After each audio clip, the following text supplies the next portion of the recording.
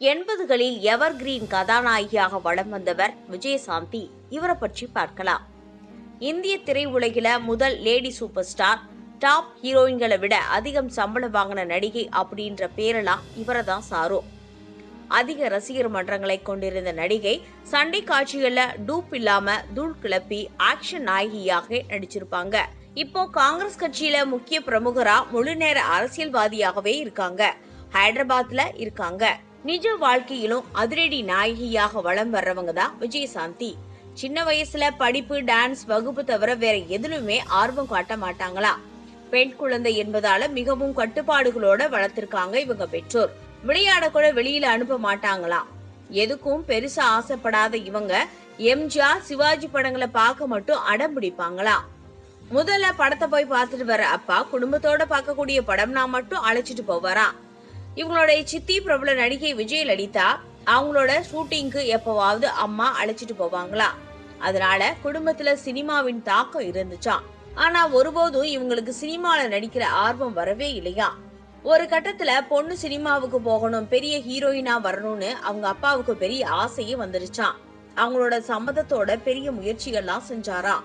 அதன் பிறகு விஸ்வேஸ்வர ராவ் என்ற தெலுங்கு பட தயாரிப்பாளர் இவங்களை வச்சு ஒரு படம் ஒப்பந்தம் பண்ணாராம். அப்போ சென்னை வந்து கோடம்பாக்கத்துல இருந்த ஒரு ஸ்டுடியோவுல போட்டோ எடுத்து அந்த தயாரிப்புக்கு கொடுத்தாங்களா. இத பார்த்த எம்ஜிஆர் அவரோட படத்துல நடிக்க சொல்லி கேட்டாராம். ஆனா எம்ஜிஆர் அரசியல்ல பிஸி ஆனதால அவர் கூட நடிக்க முடியலையா. பாரதி ராஜா சார் ஒரு நாள் அந்த ஸ்டுடியோ வழியா போகும்போது அவர் காரின் டயர் பஞ்சர் ஆயிடுச்சாம்.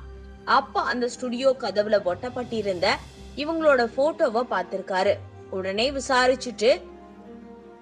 விசாரிச்சுட்டு இவங்களை பத்தி கேட்டிருக்காரு. முதல்ல கமிட் ஆன தெலுங்கு பட ஷூட்டிங் தள்ளி போனதுனால பாரதி ராஜா சார் ஹீரோவா நடிச்ச கள்ளுக்குள் ஈரம் படத்துல நடிச்சாங்களா. அந்த சின்ன வயசுல சினிமா உலகம் பத்தி இவங்களுக்கு தெரியவே இல்லையா. ஒரே குழப்பமா இருக்குமா. பாரதி ராஜா சார் பொறுமையாக நடிப்பு சொல்லி கொடுத்திருக்கிறாரு. மைசூர் தலக்காட்டுல ஷூட்டிங் நடந்துச்சாம்.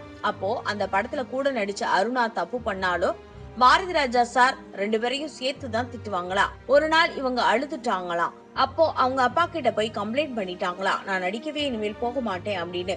அதுக்கப்புறமா பாரதி ராஜா சார் இவங்களுக்கு வந்து சாக்லேட் எல்லாம் கொடுத்து சமாதானப்படுத்தி நடிக்க வச்சிருக்காங்க. ஃபர்ஸ்ட் படம் முடிஞ்சதுமே தெலுங்குல கில்லாடி கிருஷ்ணடு படத்துல ஹீரோயினா நடிச்சிருக்காங்க.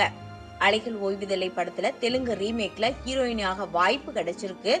அந்த சமயத்துல நெற்றிக்கண் படத்துல ரஜினி சாருக்கு மகளாகவும் தங்கையாவும் நடிச்சதால அந்த படத்துல நடிக்க முடியலையா. அதுக்கப்புறமா இவங்க நடிச்ச நெட்டி பாரதம் தெலுங்கு படம் தான் இவங்கள ஒரு நல்ல ஹீரோயினா அங்கீகாரம் பண்ணிருக்கு. அப்புறமா வரிசையா வெற்றி படங்கள் தான் நடிச்சிருக்காங்க. இவங்க தமிழ் பொண்ணு அப்படின்றதுனால தமிழ் சினிமாவிலையும் நல்ல புகழோட உச்சிக்கே போயிருக்காங்க. அப்போதைக்கு தெலுங்கு சூப்பர் ஸ்டார்கள் எல்லோரு கூடயுமே நடிச்சிருக்காங்க. சினிமாவில ஹீரோயின்களுக்கு முக்கியத்துவம் கொடுக்கற மாதிரியான கேரக்டர்ல நடிச்சிருக்காங்க.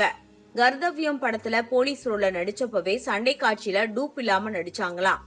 படக்குழுவினர் எல்லாமே ரொம்ப தயங்குனாங்களாம். ஆனா இவங்க தைரியமா நடிச்சாங்களா. அதனால இவங்களுக்கு நிறைய காயம் ஏற்பட்டிருக்கு. படம் நல்ல ஹிட் ஆகி சிறந்த நடிகைக்கான தேசிய விருதும் கிடைச்சிச்சான் அந்த படத்துல. அந்த படம் வைஜெயந்தி IPS. தமிழ்நாட்டிலையும் ஹிட் ஆயிடுச்சு அந்த படம்.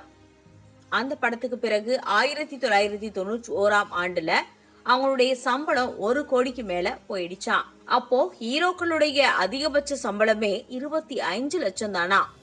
கந்தர்வயம் படம் மூலமா இவங்களுக்கு ஒரு தன்னம்பிக்கையும் தைரியமும் பலமும் கூடிருச்சான். அதுக்கப்புறமா பெரிய படங்கள்ல நடிக்க ஆரம்பிச்சாங்களாம்.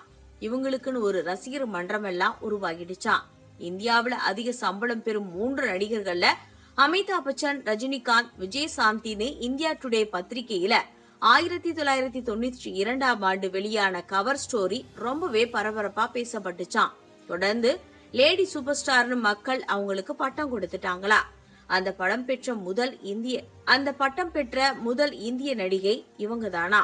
அதுக்கு பிறகு இவங்களுக்கு நிறைய பொறுப்புகளும் அதிகமாகிடுச்சான். ஒரு நாளைக்கு 6 ஷூட்டிங்னு தூக்கமே இல்லாம தொடர்ந்து 24 மணி நேரமும் நடிச்சுக்கிட்டே இருந்தாங்களா. தெலுங்கு திரையுலகில சில காட்சிகள்ல வந்தாலே போதும்ன்ற அளவுக்கு செம பிஸி ஆயிட்டாங்களா. சில ஹீரோக்கள் இவங்க கூட நடிக்கவே பயந்தாங்களா. அதுக்கப்புறமா ஹீரோயின்களுக்கு முக்கியத்துவம் கொடுக்கிற படங்களையே நடிச்சிருக்காங்க. தமிழ் படங்களை அவ்வளவா இவங்க நடிக்கலனாலும் பூ ஒன்று புயலானது, வைஜெயந்தி IPS உட்பட நிறைய தெலுங்கு படங்கள் தமிழ்ல டப் செய்யப்பட்டு பெரிய ஹிட் ஆனது. இந்த நிலையில மன்னன் படத்துல நடிக்க ரஜினி சார் இவங்க கிட்ட போய் கேட்டிருக்காங்க. பி. வாசு சார் கதை சொல்லிருக்காரு. இவங்க சொல்லிருக்காங்க ரஜினி சார நான் அடிக்கிற சீன் மட்டும் வேணாம்னு சொல்லிருக்காங்க. ஆனா அவங்க ஒத்துக்கலையாம். ரஜினி சார கன்னத்துல அடிக்கிற சீன் மட்டும் வேணான்னு இவங்க டைரக்டர் கிட்ட சொன்னாங்களாம். ஆனா ரஜினி சார் என்ன அடிக்கிற தகுதி உனக்கு மட்டும்தான் இருக்குன்னு சொல்லி ஒத்துக்கிட்டு அடிக்க வச்சாங்களாம். அந்த படம் மூலமா தான் இவங்க தமிழ்ல ரீ என்ட்ரி கொடுத்திருப்பாங்க. அப்போ ஒரு முறை சிவாஜி சாரை இவங்க மீட் பண்ணாங்களாம். வரா பாரு என் வளர்ப்பு பொண்ணு, த கிரேட் ஹீரோயின் அப்படின்னு எல்லார் முன்னாடியும் புகழ்ந்தாராம். மன்னன் பட பெயருக்கு பதிலா மன்னின்னு வச்சிருக்கலாம் அப்படின்னு சொல்லி வாழ்த்துனாராம். ராஜஸ்தான் உட்பட 3 தமிழ் படங்கள்ல இவங்க நடிச்சிருக்காங்க. ஆனா தமிழ்நாடு தாய் வீடுன்றதை இவங்க மறக்கவே இல்லை இன்றளவும்.